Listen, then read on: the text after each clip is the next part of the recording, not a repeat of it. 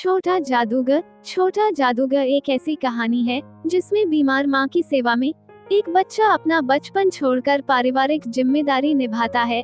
इस कहानी से हमें जयशंकर प्रसाद की बहुमुखी प्रतिभा का परिचय मिलता है। यह कहानी हृदय को छू लेने वाली कहानी है। तो शुरू करते हैं। जयशंकर प्रसाद जी द्वारा लिखी यह कहानी। कार्निवल के मैदान में बिजली जगमगा रही थी। हंसी और विनोद का कलनाद गूंज रहा था। मैं खड़ा था उस छोटे फुहारे के पास जहां एक लड़का चुपचाप शराब पीने वालों को देख रहा था। उसके गले में फटे कुर्ते के ऊपर से एक मोटी सी सूत की रस्सी पड़ी थी और जेब में कुछ ताश के पत्ते थे। उसके मुंह पर गंभीर विषाद के साथ धैर्य की रेखा थी। मैं उसकी ओर न जाने क्यों आकर्षित हुआ।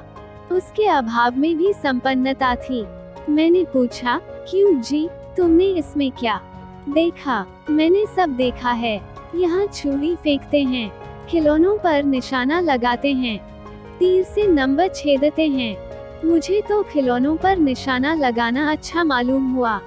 जादूगर तो बिल्कुल निकम्मा है। उससे अच्छा तो ताश का खेल मैं ही दिखा सकता हूँ। उसने बड़ी प्रगल्भता से कहा। उसकी वाणी में कहीं रुकावट न थी। मैंने पूछा, और उस पर्दे में क्या है? वहाँ तुम गए थे? नहीं, वहाँ मैं नहीं जा सका। टिकट लगता है। मैंने कहा, तो चलो, मैं वहाँ पर तुमको लेवा चलूं। मैंने मन ही मन कहा, भाई, आज के तुम ही मित्र रहे। उसने कहा, वहाँ जाकर क्या कीजिएगा? चलिए, निशाना लगाया जाए। मैंने उससे सहमत होकर कहा, तो फिर चलो, पहले शरबत पी लिया जाए। उसने स्वीकार सूचक सिर हिला दिया। मनुष्यों की भीड़ से जाड़े की संध्या भी वहाँ गर्म हो रही थी। हम दोनों शरबत पीकर निशाना लगाने चले। राह में ही उससे पूछा, तुम्हारे घर में और कौन है? माँ और बाबूजी। उन्होंने तुमको यहाँ आने के लिए मना नहीं किया। बाबूजी जेल में हैं, देश के लिए, वह गर्व से बोला। और तुम्हारी माँ? वह बीमार है और तुम तमाशा देख रहे हो। उसके मुंह पर तिरस्कार की हंसी फूट पड़ी। उसने कहा, तमाशा देखने नहीं, दिखाने निकला हूँ। कुछ पैसे ले जाऊंगा तो माँ को पथ्य दूंगा। मुझे शरबत न पिलाकर आपने मेरा खेल देखकर मुझे कुछ दे दिया होता तो मुझे अधिक प्रसन्नता होती। मैं आश्चर्य से उस 13-14 वर्ष के लड़के को देखने लगा। हाँ, मैं सच कहता हूँ बाबूजी, माँ जी बीमार हैं, इसीलिए मैं नहीं गया। कहाँ? जेल में। जब कुछ लोग खेल तमाशा देखते ही हैं, तो मैं क्यों न दिखाकर माँ की सेवा करूं और अपना पेट भरूं। मैंने दीर्घ निश्वास लिया। चारों ओर बिजली के लट्टू नाच रहे थे। मन व्यग्र हो उठा। मैंने उससे कहा, अच्छा चलो, निशाना लगाया जाए। हम दोनों उस जगह पर पहुँचे जहाँ खिलौने को गेंद से गिराया जाता था। मैंने 12 टिकट खरीदकर उस लड़के को दिए।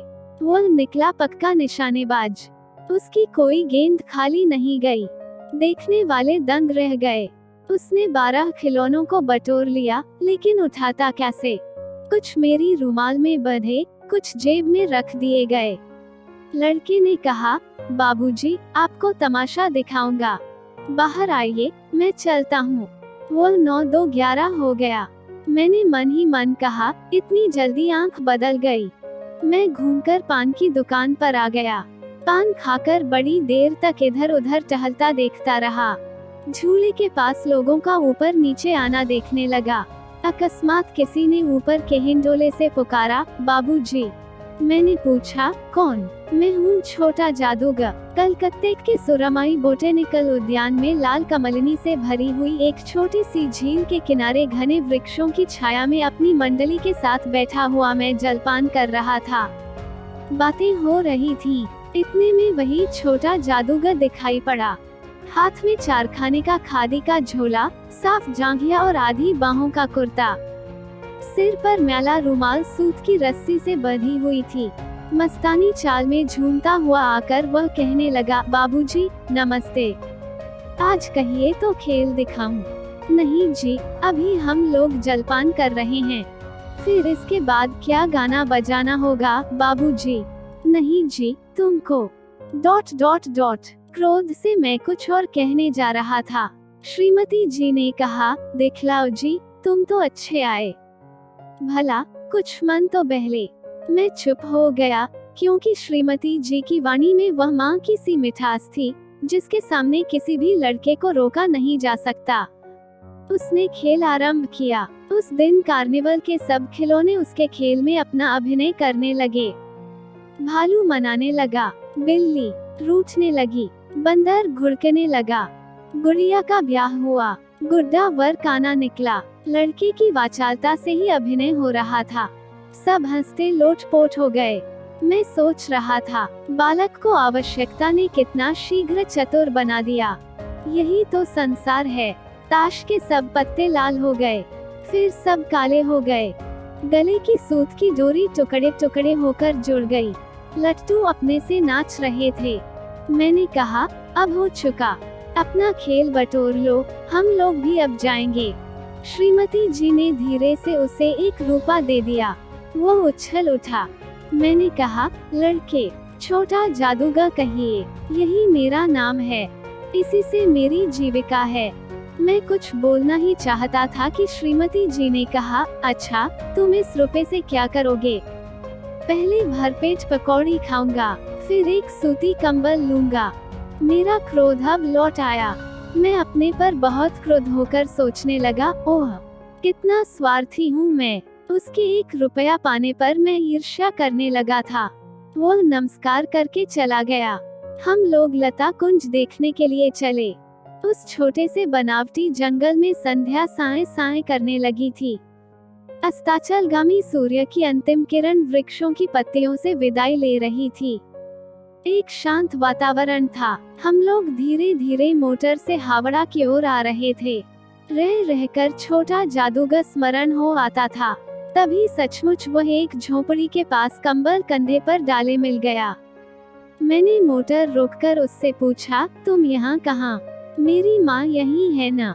अब उसे अस्पताल वालों ने निकाल दिया है। मैं उतर गया। उस झोपड़ी में देखा तो एक स्त्री चिथड़ों से लदी हुई कांप रही थी। छोटे जादूगर ने कंबल ऊपर से डालकर उसके शरीर से चिमटते हुए कहा, माँ। मेरी आंखों से आंसू निकल पड़े। बड़े दिन की छुट्टी बीत चली थी। मुझे अपने ऑफिस में समय से पहुंचना था।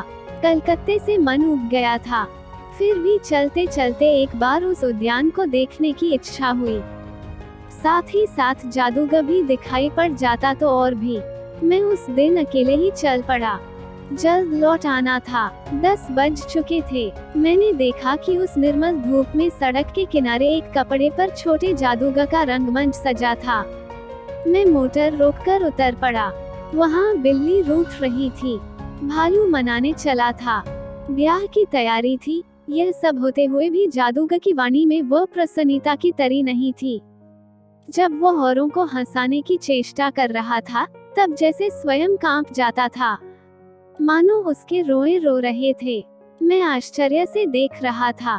खेल हो जाने पर पैसा बटोरकर उसने भीड़ में मुझे देखा। वह जैसे क्षण भर के लिए स्फूर्तिमान हो गया। मैंने उसकी पीठ थपथपाते हुए पूछा, आज तुम्हारा खेल जमा क्यों नहीं?